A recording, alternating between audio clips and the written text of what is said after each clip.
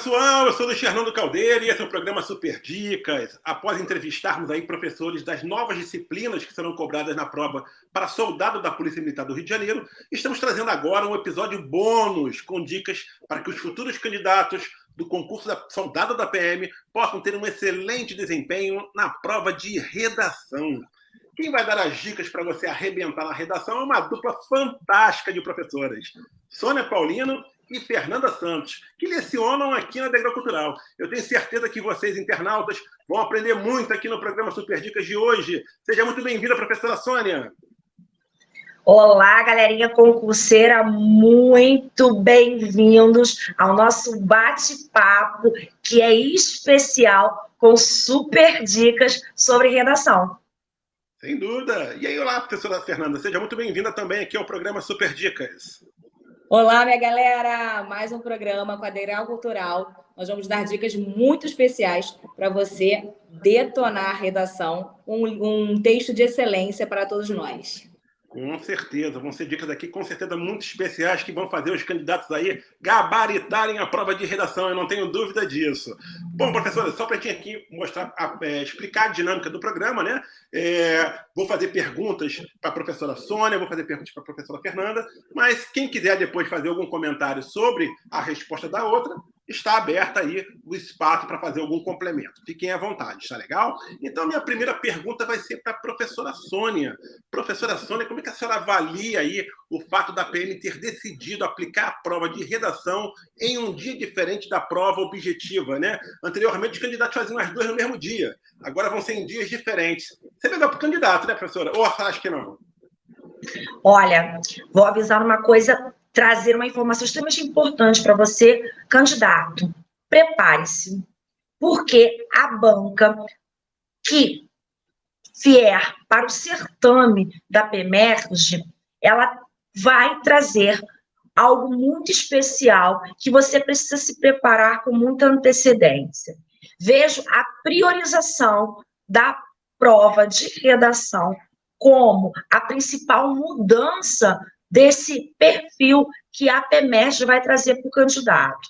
Então, acho isso importante, porque o candidato, quando tinha prova objetiva junto com prova de redação, ele se preocupava com esses dois momentos. Agora, ele vai focar na prova objetiva num dia e no outro ele vai focar com a redação. Isso vai dar um conforto maior para a escrita, que é um passo, né, muito importante para que esse candidato alcance a aprovação. Não é isso, Fê? Exatamente, galera. É uma tendência, de forma geral, no ramo dos concursos públicos, que o candidato esteja melhor preparado em várias áreas do conhecimento. E a gente sabe que a redação é a capacidade que o aluno tem de mostrar a que veio por meio da escrita, a sua capacidade de expressão. Então, é um ponto muito positivo. Afinal de contas, rola uma ansiedade, uma expectativa tão grande, esse concurso tão aguardado, muitas vagas, muito esperado por todos vocês. É um ponto muito positivo dividir. Eu acho que o aluno só tem a ganhar nesse processo. Sem dúvida. Esse fato realmente foi interessante, né? Porque realmente parece que a redação vai ter um tratamento especial. Se você está dando também, escolher um dia diferente para a redação ser aplicada, é porque a PM está querendo que o candidato, né, faça uma boa prova de redação, ou seja, você vai ter mais tempo para corrigir. Por outro lado, não, até acho que corroborando com isso, professora Fernanda, não sei se ela vai concordar comigo, assim, o exame intelectual, que é a primeira etapa do concurso para PM, né, do soldado para PM, ela conta com duas etapas, né, que é a prova objetiva e a redação. A prova objetiva vai valer 60 pontos. Já a redação, 40 pontos. A soma das duas é que dará o resultado da primeira etapa. Ou seja, a pontuação da redação é muito próxima à da prova objetiva, né?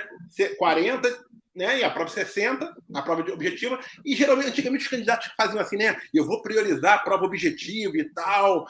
Cara, acho que agora não vai dar para fazer isso, né? Assim, eu acho que realmente tem um peso assim, bem equilibrado. Isso só reforça a necessidade dos candidatos darem uma atenção especial para a redação, da mesma forma que dá para as disciplinas da prova objetiva. Você não concorda comigo? Relegá-la ao segundo plano vai ser fatal, não é isso, né, professora? Exatamente. Não tem como, galera, deixar para depois dessa preparação. Por quê? A gente sabe que concurso público exige prática e preparação antecipada. Então, as notícias surgindo aí, você já está muito focado, preparando a sua vida em prol deste concurso. Porque a escrita é processo. Então, como nós já dissemos anteriormente, o aluno ele tem que se preparar para demonstrar essa capacidade de expressão por meio da escrita. Não adianta deixar para trás essa etapa. Por quê? Porque é um complemento. E a valorização no segundo dia corrobora para essa ideia. O aluno ele tem que praticar. Nós, no final, vamos dar dicas especiais como é a melhor preparação, o melhor caminho para que ele alcance esse texto de excelência. Precisa se posicionar. É a polícia em prol do cidadão, mostrando toda essa capacidade, não só de trabalho, como também de comunicação. Afinal de contas, esse texto mostra esse poder de comunicação. Professora Sônia, ler muito, treinar a escrita, desenvolver um pensamento crítico são os principais elementos para que uma pessoa consiga desenvolver uma boa redação? Ou você inclui ainda mais alguma coisa nessa lista? Então, certamente, né, quando o aluno, o candidato, está se preparando para um certame que cobre redação, o aluno ele precisa ler muito, ele precisa estar antenado aos principais assuntos que estão sendo discutidos na sociedade, os problemas sociais. A gente sempre trabalha, né, com eixos temáticos, o aluno precisa conhecer esse eixo temático.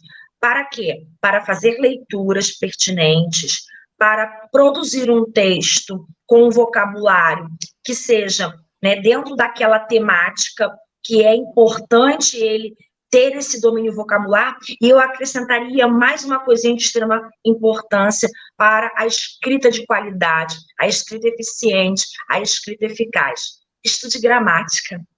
Sim, um texto bem escrito, ele perpassa certamente pela gramática. Então, se você tem dificuldade de propriedade vocabular, se você tem propriedade de acentuação, pontuação, coesão, estude gramática. Faça esse estudo detalhado para que o seu texto ele não tenha problemas de cunho gramatical. E muitas vezes, por exemplo, a pontuação interfere no sentido do seu texto. E aí você acaba perdendo pontos, tanto na correção gramatical, quanto na coerência do seu texto. Então, estude gramática, se informe, busque eixos temáticos, e vamos falar sobre eles hoje, isso é de extrema importância. Não se iluda com a ideia de que preciso buscar um curso ou um professor que acerte o tema da minha prova. Não, não faça isso, não vá por esse caminho. Não procure aqui, se aquilo... Eu sempre falo para o meu aluno, né? Se aquilo está muito fácil, desconfie. Porque processo de escrita é difícil, é passo a passo, é ponto a ponto. Então, se informar, praticar e estudar gramática são os 3 vieses que você, candidato, precisa colocar dentro da sua cabecinha para que a gente alcance um texto de excelência. É verdade, professora. Professora Fernanda, muitas pessoas, eu conheço até muitas pessoas que escrevem gramaticalmente de forma correta, mas ela tem dificuldade de organizar as ideias e colocá-las no papel. Como driblar essa dificuldade? Quais dicas práticas você pode dar para essas pessoas que têm exatamente, sabem escrever, mas não conseguem organizar as ideias e colocar no papel? Exatamente. Existe um aluno que tem aquele pavor, aquele medo do papel em branco, como se fosse um fantasma. E existe aquele aluno que já ultrapassou esse nível do papel em branco, mas ainda assim, apesar de ter um grande domínio da gramática, um repertório muito bom de palavras, ainda enfrenta essa dificuldade. Por que isso acontece? Porque não está clara a visão de um projeto de texto. Quando a gente constrói uma casa, antes disso, a gente tem que projetar, não é? Os cômodos da casa, qual vai ser a melhor organização. O texto não é diferente. O que eu preciso colocar na minha cabeça, eu, concurseiro de plantão, que eu tenho que ter um projeto. E esse projeto vai ter algumas etapas. Algumas etapas. Quais são as etapas mais eficazes para que o aluno, de fato, alcance essa redação nota 1000, nota 10, todas as notas possíveis? Primeiro, o investimento em informação, como a Sônia bem abordou na pergunta anterior. Não tem como. ter apenas a estrutura sem ter o conteúdo, o repertório das ideias. Então, ele vai ter que investir bastante em leituras, vai ter que passar pela segunda etapa, que é o planejamento, pode topicalizar, pode colocar, né, pequenos, alguns esquemas no rascunho nesse planejamento. Depois ele precisa selecionar, porque a nossa mente começa a ter uma chuva de ideias. Então, nem sempre eu vou aproveitar todas aquelas ideias. Eu preciso filtrar. Aí entra a parte da seleção. E, por último, a organização. São 4 etapas. Nesse processo aí, com certeza, vai ser sucesso. Investimento em leitura, né? Fazer as leituras, planejar, selecionar e organizar. Aí sim, dará o projeto de texto e aí ele vai se sentir muito seguro ao realizar qualquer prova relacionada a essa disciplina. Não é, Sônia? É isso aí, Fê. Muito bem explanado pela professora Fernanda Santos. O aluno, ele acha que a escrita, ela é algo que vem do nada. Não é isso, né? O texto, ele se construi por meio de um processo. E tem que ter paciência, né? Eu vejo muito nas aulas que o aluno, ele pede às vezes para que a gente dê um auxílio para corrigir uma redação, e quando a gente corrige, faz as observações, ele percebe que o texto ainda está muito longe do ideal, isso desmotiva. E deveria ser o contrário, deveria ser algo motivador para ele melhorar. A partir disso, né, desse projeto que a Fernanda falou. Um texto ele tem que ter um projeto, ele tem que ter ideias pertinentes ao tema, e você só alcança isso se você tiver leituras. E as leituras, elas têm que ser baseadas em um eixo temático, e as bancas trabalham com diferentes eixos temáticos, e posso até antecipar, por exemplo, a gente vai falar de meio ambiente, né? Quais os temas que se relacionam ao meio ambiente. E aí você vai estudar, pesquisar, buscar insights. Hoje a gente tem a internet a nosso favor. Então, use ao seu favor aquilo que você tem para superar esse pavor do medo de escrever. Escrever é possível, com qualidade, a partir do momento que você planeja isso. Perfeito. Professora, Sônia, a senhora acredita que a prova de redação será dissertativa, argumentativa? Vai ser o modelo da redação? Ah, com certeza, né? Isso é um perfil, né, das bancas que fazem, né, os certames voltados para as carreiras policiais. E um grande problema que o aluno enfrenta é exatamente isso, né? É de conhecer essa tipologia, né, textual, que é a tipologia dissertativa argumentativa. Eu e a professora Fernanda pode destrinchar para a gente quais são as características dessa dissertação argumentativa? Com certeza. Então, o texto dissertativo argumentativo é aquele texto em que você precisa defender uma ideia, ter um juízo de valor a partir do tema que é proposto a você, candidato. E aí, o que acontece? Muitas vezes, o aluno ele não consegue trazer essa opinião de forma bastante explícita. Tem que estar explicitada a sua opinião desde lá, o seu primeiro parágrafo, que é a introdução. E aí o texto acaba fugindo da tipologia dissertativa, argumentativa, e o texto se torna uma mera exposição de ideias, porque você aborda muito mais e se preocupa com o quantitativo de informações, ao invés de você trabalhar com o seu posicionamento. Para cada parágrafo, por exemplo, de desenvolvimento, a gente vai ter lá um tópico frasal, uma ideia a ser abordada. E essas ideias têm que ter caráter argumentativo, senão o seu texto vai se tornar meramente expositivo. Então, anote essa dica extremamente importante.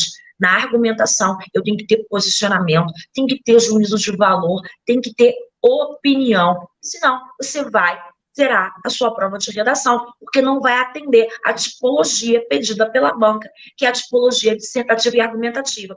E por que, professora, você acredita que vem aí um texto dissertativo argumentativo?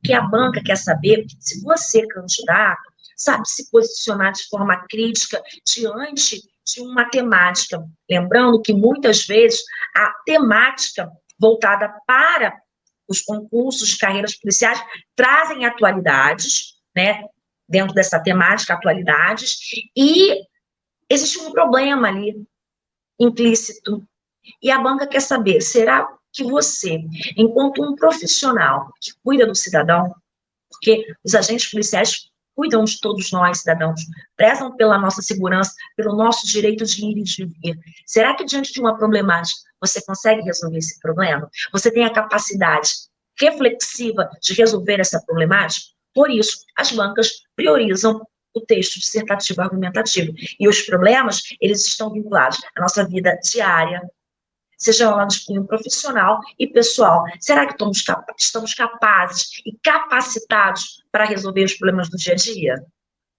Perfeito, perfeito, professora.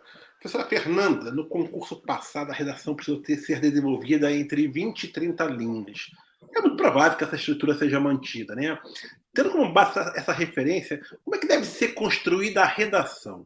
Assim, de forma bem didática, quantas linhas deve ser dada a cada parágrafo? Tem que construir quantos parágrafos? 4, 5? Né? A introdução tem que ter um parágrafo? São 2 ou 3 de desenvolvimento e um para conclusão? Como é que é essa estrutura de redação? Vamos lá, o aluno precisa dominar essa estrutura, afinal de contas, é um critério, a organização estrutural do texto é um critério de correção. Então, ele precisa ter muito claro esse projeto de texto baseado em parágrafos. Mas, assim, não existe um processo único de escrita, são diretrizes, o que é mais recomendável para os concurseiros de plantão. Primeira coisa, haver harmonia, homogeneidade entre os parágrafos. Então, tendo em vista essa quantidade de linhas, mais ou menos de 20 a 30 linhas, acredito que, de fato, a banca mantenha, né, a banca que organizar o certame mantenha esse raciocínio. O aluno precisa pensar em introdução, desenvolvimento, que é o corpo do texto, e a conclusão. Ele pode realizar 4 parágrafos ou 5 parágrafos. O que nós recomendamos não é apenas isso, mas o que é mais praticado, que o aluno consegue realizar com mais eficiência, não se perder, são 4 parágrafos. O parágrafo de introdução, mais ou menos, em torno de 5 a 6 linhas. O parágrafo de desenvolvimento, os 2 parágrafos de desenvolvimento, mais ou menos aí 7, 8, até 9 linhas, mais ou menos, para essa organização. E lá no finalzinho, que é o último parágrafo do texto, o parágrafo conclusivo terá mais ou menos de 5 a 6 linhas. O que é muito importante mesmo, é que o aluno saiba a função de cada parágrafo. A introdução é menor, assim como a conclusão do texto. O recheio do bolo, aquele poder de argumentação, a fundamentação, a comprovação das ideias, estará no desenvolvimento. Por isso que são parágrafos maiores. Às vezes, o aluno ele se perde nesse sentido. Mas por que o parágrafo introdutório tem que ser menor? Por que a conclusão? Justamente pelas funções básicas de cada um dos parágrafos. Então, tendo em vista essa estrutura, garanto que vamos ter sucesso. Não é, Sônia? De bola. É isso aí, Fernandinha. Professora Sônia, como desenvolver, então, uma boa introdução? É legal abrir a redação com uma frase de impacto? É necessário dar imediatamente uma opinião logo no primeiro parágrafo? Então, vamos lá, galerinha. Olha só. Uma coisa que vocês têm que colocar na cabecinha de vocês, que se está trabalhando com um texto dissertativo argumentativo, a opinião ele tem que perpassar em todos os momentos do seu texto. Ponto. E aí, no início do texto, eu não preciso me preocupar com aquela frase impactante, não. Faça o feijão com arroz que dá muito certo. E, prof, como é que eu faço esse feijão com arroz? Primeiro, eu gosto de trazer na prática para o meu aluno algo concreto. O que eu faço? Como eu posso impressionar a minha banca lá na introdução? E aí você tem que lembrar que a introdução é o primeiro contato do corretor com o seu texto. Então, você vai fazer qualquer coisa? Não. Prof, qual é a função da introdução? São 3 as funções básicas dessa introdução. Primeiro, apresentar o tema. Você precisa, de antemão, apresentar a temática. E a banca vai entender, quando você faz isso, que você entendeu o que ela está pedindo. Ó, ela vai falar sobre violência contra a mulher. Então, ela entendeu o tema, porque esse foi o tema pedido, os desafios para o combate, tá, à violência contra a mulher, por exemplo. Segundo período, você traz a sua tese, que é a sua opinião, que aí a gente poderia chamar daquela frase de impacto, né? A sua opinião, que tem que estar lá presente já na introdução. E o terceiro período, a gente vai direcionar os argumentos. Se você for criar, tá, um texto com 2 parágrafos de desenvolvimento, você vai trazer o quê? O spoiler de 2 argumentos que você vai desenvolver. Então, é uma estrutura simples que você precisa entender. Trouxe a temática, apresentei a tese e direcionei os meus argumentos, fechou. É nada mais que isso. Segue o baile no desenvolvimento e na conclusão, que vai dar super certo. Isso aí. Agora que a gente já falou da introdução, eu quero que a professora Fernanda fale sobre o desenvolvimento e a conclusão. Como fazer um bom desenvolvimento e uma boa conclusão do texto? Exatamente. Como a Sônia bem apresentou, você já deu spoiler lá dos 2 argumentos, no finalzinho do primeiro parágrafo. Agora chegou o momento de detalhar, aprofundar aquilo que já foi citado por você. Então, pensando em uma estrutura básica para o desenvolvimento, o que você vai pensar, concurseiro de plantão? Primeiro, começar com o elemento de coesão textual. Dominar os elementos coesivos. Então, primeiro eu vou começar com elementos de coesão textual. E aí eu vou seguir com o tópico frasal, que é a frase que rege a ideia central do parágrafo. Na verdade, você já deu esse spoiler lá no primeiro parágrafo. É nessa ordem. Se eu citei letra A, o primeiro parágrafo de desenvolvimento vai falar sobre a letra A. Lá na introdução, eu citei letra B, professora. Então, o próximo parágrafo, nessa ordem, vai falar sobre o segundo argumento. Então, elemento coesivo, ideia central, que é o tópico frasal. Depois, eu preciso o quê? Desenvolver, comprovar. Não adianta nada eu colocar a ideia central sem mostrar o desdobramento dessa ideia. Quais são as consequências para esse argumento? Posso pensar em exemplos ali. Posso fazer um argumento de autoridade, pensar em argumento de autoridade, que são as estratégias argumentativas. O aluno ele precisa dominar as estratégias argumentativas, que estarão nesse desenvolvimento do texto, a fim de dar validade à sua opinião. E aí eu vou fechar esse parágrafo de desenvolvimento com a conclusão, com essa frase impactante. Então, nós temos elemento coesivo, tópico frasal, desdobramento, né, exemplos, fatos, alusão histórica, comparações, e vou fechar o meu parágrafo com essa conclusão, com a frase impactante. Beleza? Agora vamos para a conclusão. O que eu preciso fazer, professora, na conclusão do meu texto? Primeiro ponto, iniciar esse parágrafo com um elemento conclusivo.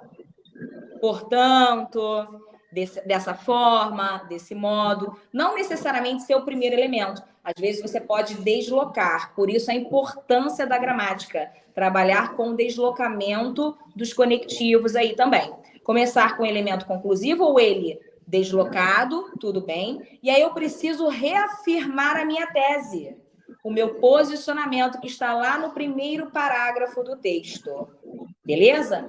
Apresentar também uma solução crítica, porque, afinal de contas, se eu tenho uma problemática, se eu sou um cidadão brasileiro, se eu estou a serviço da administração pública, eu consigo dar um caminho eficaz para essa temática trabalhada pela banca. E é nesse momento que eu vou apresentar essa possível solução tendo em vista sempre o mundo real. Não é fazer uma ideia mirabolante, é algo capaz, possível de ser concretizado. Essa é a função básica da conclusão. Então, vimos a função da introdução, do desenvolvimento e da conclusão. Observe que está tudo amarradinho. O texto não pode trabalhar com ideias estanques, separadas, não. O texto de excelência é aquele que consegue amarrar todos os parágrafos e aí sim ter um raciocínio completo. É isso que a banca espera de todos vocês. Legal. Professora Sônia, como elemento argumentativo, vale a pena citar pensadores, fazer correlações históricas, usar informações de pesquisas recentes ou pesquisas que foram publicadas em jornais? Isso faz a diferença? Com certeza, isso, né, a isso damos o nome de estratégias argumentativas. Isso vai dar validade ao seu argumento, à sua ideia. Então, é como se nós tivéssemos, Fernando, um esquema, uma matemática dentro da língua portuguesa, dentro da redação. Como é que é essa matemática, Sônia? Para que a minha opinião seja válida, eu preciso ter argumento, eu preciso ter uma estratégia, uma fundamentação. E a fundamentação, ela pode se dar de diversas maneiras. Alusões históricas, dados estatísticos, exemplificações, relação de causa e consequência. Então, o aluno ele tem que dominar, assim, esses repertórios socioculturais, a fim de que a sua argumentação, ela seja válida, a sua opinião seja válida e não refutável. Porque se a sua argumentação for refutável, o que acontece? A gente aí vai ter um argumento fraquíssimo, e aí a sua nota vai ser baixíssima. Então, invista em conhecimento, em leituras, para que você tenha esse repertório aí, bastante considerável para fazer uma boa redação. Verdade. A professora Fernanda, a professora Sônia falou agora em repertório, né? Ter repertório passa também pela questão de ter um bom vocabulário, né? Agora, tem muito candidato que para tentar demonstrar conhecimento, procura utilizar vocabulário rebuscado. Isso é positivo até que ponto? Isso conta ou não conta? Tem que evitar também palavras muito rebuscadas que fogem daquele vocabulário mais comum das pessoas? Ou é legal você colocar em umas palavras diferentes para mostrar exatamente, digamos assim, um certo conhecimento literário, se for o caso, né? Como é que você pensa em relação a isso? Então, antigamente existia essa visão de que fazer um bom texto, o aluno precisa buscar aquelas palavras que não são tão usuais, ou aquelas palavras que normalmente nós encontramos em textos literários. Agora, já não é de agora, de um tempo para cá, na verdade, não é essa dinâmica que vai fazer com que ele alcance uma nota de excelência. O que ele precisa é mostrar para a banca que ele sabe selecionar muito bem as palavras. Por isso, a gente trabalha em cima de eixos temáticos. Existe um vocabulário que é mais pertinente, mais adequado para a escrita nesse universo temático. Então, isso é clássico. Você precisa dominar esse vocabulário. E uma linguagem que seja uma linguagem clara, objetiva, impessoal. Você não pode ter marcas de primeira pessoa no seu texto. O seu texto ele tem que ser lido e compreendido rapidamente pelos leitores. Essa é a máxima da linguagem. Então, não adianta florear o discurso, usar, por exemplo, figuras de linguagem, porque não são bem-vindas para essa situação, que é uma situação específica de comunicação nesse caso. O que vale realmente é ter um vocabulário muito bem selecionado dentro daquela área, trabalhar a objetividade, a impessoalidade. Posso até colocar uma palavra que não seja tão empregada por nós na fala, mas eu preciso saber o que ela significa. Será que ela está realmente adequada? Não é isso que vai fazer a sua nota ficar lá, no patamar que nós tanto queremos. Me veio aqui uma pergunta aqui nós só começamos a falar sobre essa questão também. Tem muita gente principalmente aquelas pessoas que têm um domínio um pouco maior da escrita, né? Muitas vezes costumam escrever na ordem inversa, né? Geralmente quem tem esse domínio consegue fazer isso. Consegue, mas Porque assim, quem não tem esse domínio é difícil escrever na ordem inversa, né? É. Mas quem tem o domínio consegue fazer isso. Mas numa redação, né, por ser um texto mais objetivo, é legal fazer isso ou não? É melhor escrever sempre na ordem direta, sujeito, verbo e predicado? Não é proibido, né? Porque a gente fala de um processo de Sim. escrita que não é uma fórmula de bolo, ó, toma esse bolo aqui, tem que ser assim. Não é, a gente tem autonomia na parte da escrita. Mas, pensando na melhor construção para essa tipologia, o ideal é justamente trabalhar com períodos curtos, com a ordem direta, porque isso facilita a compreensão do leitor. Agora, lá na conclusão, é claro que se eu consigo deslocar esse conectivo conclusivo lá para o meio do período, é bacana, é eficaz. Mas fazer essas intercalações a todo momento do texto, mexer muito na estrutura, que é possível, não está errado, mas pensando na finalidade, é melhor usar a ordem direta, os períodos curtos, para facilitar essa comunicação, essa mensagem para esse texto. Perfeito. Professora Sônia, uma pergunta... E só para acrescentar a fala da Fernandinha aí, da professora Fernanda Santos, o que acontece é que quando você opta pela ordem direta dos termos,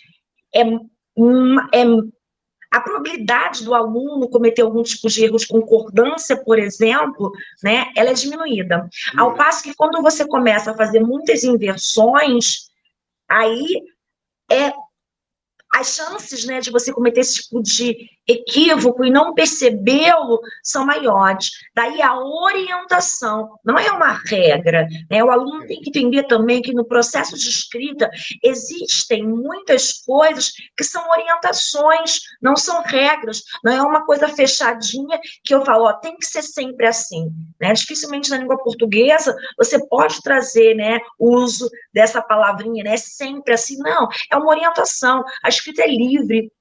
Eu não escrevo da mesma forma que você, Luiz Fernando, nem da mesma forma que a professora Fernanda Santos, porque temos vivências diferentes, experiências diferentes, domínios diferentes. Ainda, por exemplo, que eu e Fernanda Santos sejamos professoras de língua portuguesa, a nossa escrita ela vai ser diferente. Então, para cada candidato, existe também uma escrita diferente. E aí, o aluno, eu sempre falo para ele, quando ele está se preparando, ele tem que se encontrar nessa escrita. Se ele quer escrever na ordem inversa e se sente desconfortável e seguro, faça isso. Não me sinto seguro, vamos para o feijão com arroz, que é escrever a ordem direta, a gente evita muitos erros, né, estruturais e fica tudo bem. O importante é que você se sinta confortável e escreva um bom texto para alcançar lá a sua aprovação. Perfeito, professora. Professora, o candidato, você acha que é uma dúvida assim, que muito candidato tem, sempre pergunta, deve ou não colocar título na redação? Isso, galera, depende, né? Isso também não tem uma resposta fechadinha para você lá dentro da caixinha que eu vou te entregar. Por quê? Depende da banca, depende das instruções da sua prova. Você precisa ler as instruções da sua prova. E se a banca diz precisa de título, você vai colocar. Não precisa de título, obviamente, que você não vai colocar o título. Vai colocar título para perder ponto? Claro que não. Então, a dica aí, se a banca orienta e pede para você colocar título, coloque esse título. Caso contrário, não se preocupe com isso. Perfeito. Professora Fernanda, via de regra, quais são os aspectos aí que as bancas organizadoras costumam mais valorizar na hora de corrigir a redação? Obviamente a parte gramatical, ortográfica, né, mas também a coesão, a coerência das ideias. Como é que o que as bancas priorizam mais na hora de corrigir a redação? Então, de regra geral, como não há ainda banca definida, existem diferentes bancas que vão colocar diferentes formas para avaliar o texto do aluno. Principalmente, as bancas priorizam o quê? Priorizam o conteúdo, a estrutura, que é a estrutura macrotextual. Então, o aluno precisa atentar para a apresentação do seu texto, a função dos parágrafos, entender a tipologia argumentativa, a legibilidade A letra é importante, a margem, a quantidade, a homogeneidade. Rasurar e evitar o máximo possível, né, professora? Exatamente. A translineação, que é a divisão, a separação silábica, são aspectos. Toda essa macroestrutura, o desenvolvimento do tema, tudo isso. Então, esses são aspectos muito mais valorizados, que envolvem critérios de coesão textual e de coerência textual. A modalidade culta da língua, que envolve o quê? Ortografia, acentuação gráfica, crase, colocação pronominal, concordância, é sim um aspecto para a correção de textos. Entretanto, a maior quantidade de pontuação, normalmente, né, nos editais anteriores de diferentes bancas, você tem como priorização essa estrutura maior, que é o conteúdo, o desenvolvimento do tema, a originalidade é algo que tem sido muito valorizado hoje para as bancas. Criatividade, originalidade, que dá conta desse conteúdo. É uma soma, e aí o aluno precisa realmente entender cada um dos pontos do critério, por isso a leitura do edital é fundamental. Ainda há alguns alunos que, infelizmente, quando se inscrevem para determinados concursos, não fazem o básico, que é saber o que realmente vão enfrentar. Eu vou ter acesso às dicas dos professores que vão auxiliar no meu processo? Sim, aqui a gente está fazendo isso por você. Mas ainda assim eu preciso, vou pegar aqui o edital. Eu não estou entendendo muito bem esse vocabulário, que é o vocabulário, às vezes, específico para uma determinada área. Vou perguntar para um professor de português, de redação, o que isso significa, essa leitura do edital. Porque é o edital, o mapa da mina. É nele onde você encontra a informação que é crucial para a sua vida. Perfeito. Professoras, vou fazer aqui uma pergunta para as duas. Tá? Vou começar com a professora Sônia, na sequência a professora Fernanda também fala. Eu queria que vocês citassem alguns possíveis temas de redação para o concurso da prova da PM. Eu sei que não é o importante, né? Mas quais são possíveis temas? Quais são orientações, digamos assim, né? Como vocês falaram, não esqueci qual foi o termo que vocês usaram especificamente, né? Quais seriam essas orientações do que pode cair como um assunto a ser abordado na prova da PM? Professora Sônia, inicia e depois... Então, vamos lá. Então, vamos lá, galerinha. Preocupem-se em estudar os diferentes eixos temáticos que a banca pode trazer. Professora, o que são os eixos temáticos? São as áreas, né, em que abordam diferentes temáticas sobre a atualidade. Exemplos de eixos temáticos. Estamos falando de uma carreira policial, então tudo que envolve as carreiras policiais está dentro, né, do campo e de estudo que você deve se policiar. Então, vamos lá. Eu posso ter segurança pública, assuntos relacionados à segurança pública. Por exemplo, um tema, vamos dizer assim, né, a importância da saúde mental e do cuidado, né, da saúde mental para os agentes policiais. É uma temática dentro de segurança pública, né? Podemos falar, por exemplo, sobre meio ambiente, e aí dentro do meio ambiente pode falar a importância da preservação da fauna e da flora brasileira, já que a gente está fazendo um concurso, né, que vai trazer, possivelmente, questões da atualidade. Meio ambiente está aí, é um eixo temático importante.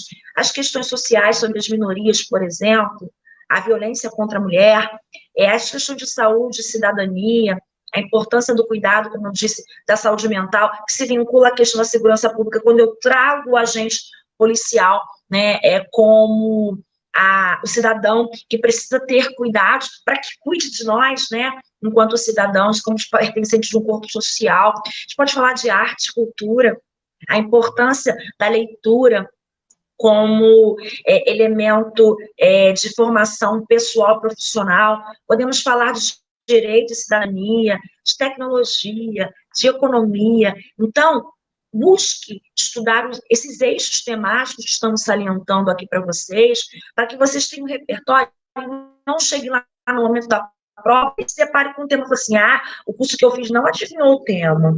Não é essa a preocupação que você deve ter. A preocupação é ter uma preparação abrangente para que você esteja preparado para realizar qualquer tema, não é isso, Fernanda? Exatamente, galera. Mais do que pensar em tema, é pensar nesses campos que são campos bem prováveis para um texto argumentativo. E aí, a partir dessas temáticas, o aluno consegue criar o seu repertório, o seu vocabulário dessa área para enfrentar qualquer tema.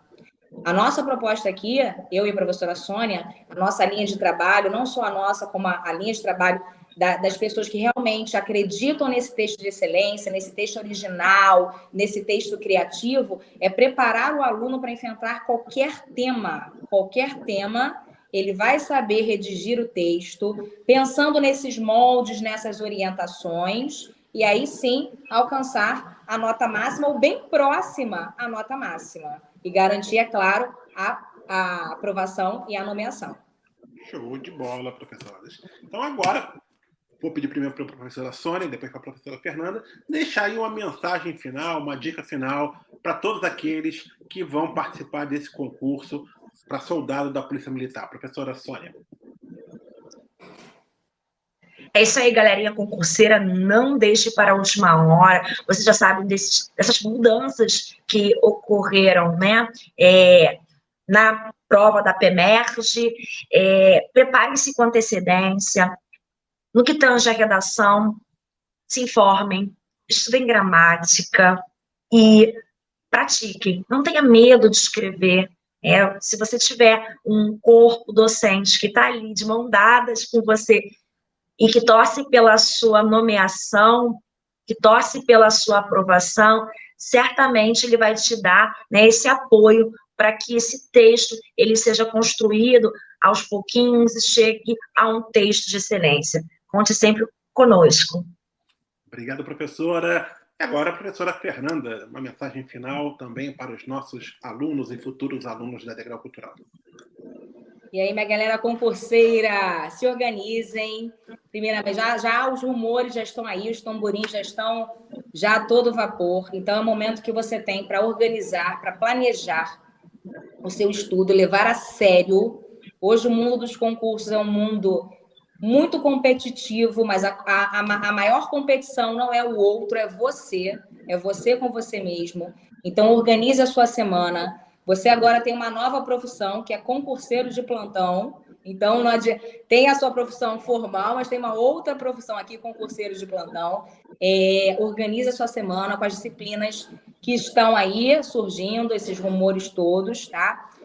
Façam as redações. O que nós recomendamos é que você faça 1 ou 2 redações por semana. É prática, é preparação, porque aquilo ali já vai ser parte da sua vida. E como essa etapa é muito importante, tendo em vista esse concurso e a organização que está sendo feita, então é o momento para praticar, colocar isso na sua semana, investir em você e contar, é claro, com a gente, com as nossas orientações, concurso Degrau, comigo, professora Fernanda Santos, com a professora Sônia Paulino. Será um grande prazer estar com vocês nessa etapa e comemorar. Ok, professora Fernanda, muito obrigado. Professora Sônia, muito obrigado. Tenho certeza aqui que os nossos alunos, futuros alunos, anotaram aí as excelentes dicas que vocês duas deram, né? E vão colocar em prática durante os estudos, né? E também no dia da prova, que é importantíssimo, né? Um grande abraço para vocês, professoras. Um grande abraço, gente. Até a próxima. Um abraço. Até a próxima. Valeu, gente. Quem gostou dessa entrevista, não deixe de dar um like no vídeo e compartilhar com os amigos que também vão participar desse concurso da Polícia Militar. Pessoal, eu vou ficando por aqui com esse programa bônus do Super Dicas.